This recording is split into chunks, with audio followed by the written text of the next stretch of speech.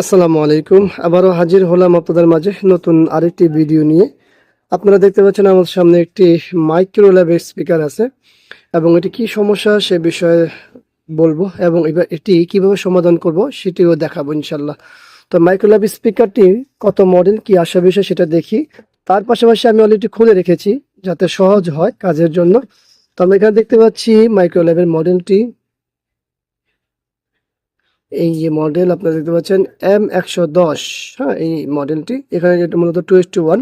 তো এটার মূল সমস্যা কি সেটা বলবো, দেখবো, চেষ্টা করব। তো মূলত সমস্যা হচ্ছে এটার বেজ। হ্যাঁ, আমরা এটা দেখতে পাচ্ছি হচ্ছে বেজের সমস্যা। আমাদের টুইটার স্পিকার গুলো বাজে, পাশাপাশি আমাদের ভলিউমটা একটু ঝামেলা করে, কিন্তু মূলত হচ্ছে আমাদের মূল সমস্যাটা হলো বেজে। তো এখন এইখানে কি আইসি ব্যবহার করছে, আইসি এখানে কয়েকটা হতে পারে। তার মধ্যে উল্লেখযোগ্য হচ্ছে আহ, কি বলে ওটাকে, 82-27 হতে পারে, বা টিএপি 20-25 হতে পারে, কিন্তু 20-25 হবে না এই কারণে কারণ এখানে পিন হচ্ছে ডাবল দেখাচ্ছে। তো তো যাই হোক, এখন এই মুহূর্তে শিওর দিয়ে বলা যাচ্ছে না। তো বেজের স্পিকারটা মোটামুটি ভালোই আছে, খারাপ না, কিন্তু এটা অ্যাঙ্গেল করা হয়েছে এই হাওয়াটা বের হওয়ার জন্য এখান দিয়ে। তো জায়গা ছোট। আর ওই যে ট্রান্সফর্মার আপনারা দেখতে পাচ্ছেন, আর এখানে হচ্ছে আমাদের সার্কিট বোর্ড। তো যেহেতু আমরা বেজের সমস্যা বলছি, বেজের আইসিটি মূলত হচ্ছে এটি। স্পিকারটি ভালো আছে, স্পিকার এগুলো খারাপ হয় না। টুইটার আইসিটিও তো এটা এটা ভালো আছে। তো যেহেতু বেজই মূলত সমস্যা হচ্ছে, তো আমরা সরাসরি আইসিটি পরিবর্তন করব। দেখি আইসিটি কি আইসি ব্যবহার করেছে এবং আইসি লাগালে হয় কিনা সেটা একটা বিষয়। এখানে দেখা যাচ্ছে ইঁদুরে খেয়েছে। তো খেতেই পারে, ইঁদুরের কাজই যেগুলো সেগুলো তো সে করবে। তো চলুন আমরা আইসিটি পরিবর্তন করি, আগে খুলি তারপর দেখি কি আইসি ব্যবহার করেছে। আমরা আইসি খুলে নিয়েছি, আইসি নেগেটিভ সাইডটা হচ্ছে আমরা দেখতে পাচ্ছি, দেখে নিব।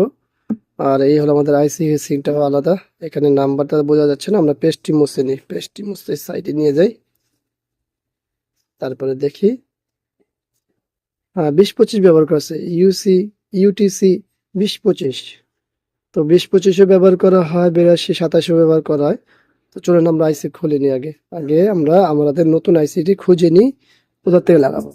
এই যে আমাদের আইসি কই, মানে মোটামুটি অনেকগুলো আছে, বের করে নিই একটি থেকে একটি বের করে নিই।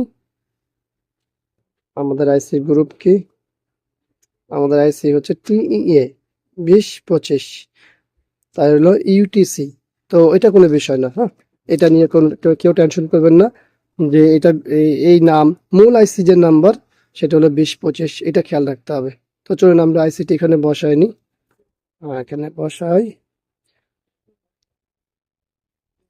আইসিটি বসিয়েছি। এখন এখানে একটা গুরুত্বপূর্ণ বিষয়, সেটা হলো এই আইসির উপরে হিটসিঙ্ক পেস্ট দিয়ে দিব আমরা, কারণ এই আইসিটি গরম হয়, এটা মাথায় রাখতে হবে। তো এরপর আমরা এই যে হিটসিঙ্কটা দিয়ে দেব এখানে। তো চলুন আমরা পরিপূর্ণ এটা সোল্ডারিং করি, এরপরেই দেখি। আইসিটি আমরা সোল্ডারিং করে নিয়েছি। এখন যে কাজটা সেটা হলো একটু ভালোভাবে পরিষ্কার করা। আপনাদের মতো করে পরিষ্কার করবেন, থিনার হোক অকটেন হোক যেটাই হোক পরিষ্কার করে নেবেন। পরিষ্কারের পরে আরেকটি কাজ আছে, সেটা হলো যে কোনো পিন শর্ট হয়েছে কিনা সেটা একটু দেখা। তো আমরা এখানে দেখতে পাচ্ছি কোনো পিন শর্ট হয়নি। তো এই মুহূর্তে আমাদের কাজ হলো এখন স্পিকারে কানেকশন করা, স্পিকারের কেবলটি লাগিয়ে আমাদের দেখা। আমরা এই মুহূর্তে যেটা করব সেটা হলো এসি কর্ডটি লাগাবো, আর আমরা সিরিজে ব্যবহার করবো। বিসমিল্লাহ।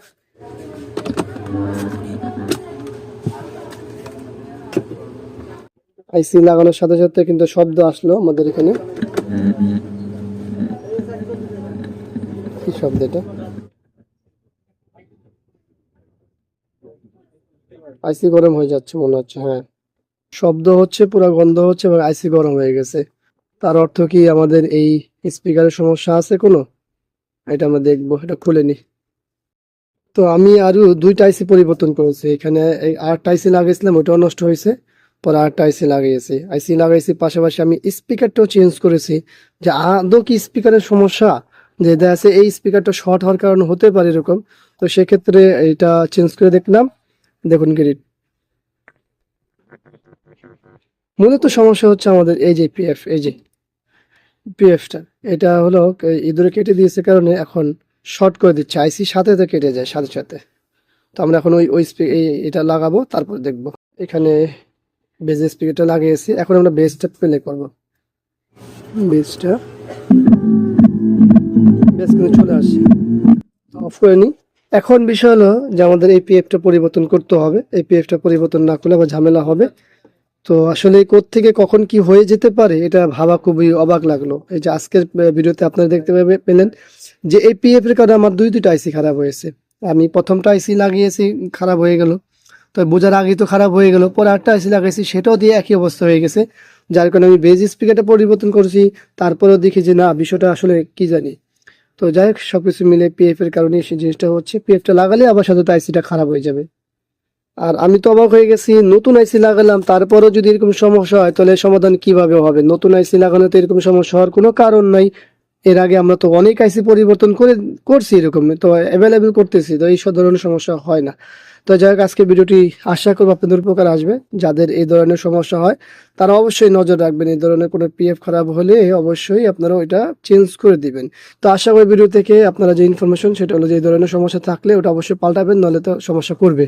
তো ধন্যবাদ সবাইকে ভিডিও দেখার জন্য। ভালো লাগলে লাইক, কমেন্ট, শেয়ার অবশ্যই আমাদের এই চ্যানেলটি সাবস্ক্রাইব করবেন, পাশে থাকা বেল বাটন চাপ দিয়ে রাখবেন। আবারও দেখা হবে ইনশাআল্লাহ অন্য কোনো বিষয় নিয়ে। আসছে এখানে বিদায়। আল্লাহ হাফিজ। আসসালামু আলাইকুম ওয়া রাহমাতুল্লাহি ওয়া বারাকাতুহু।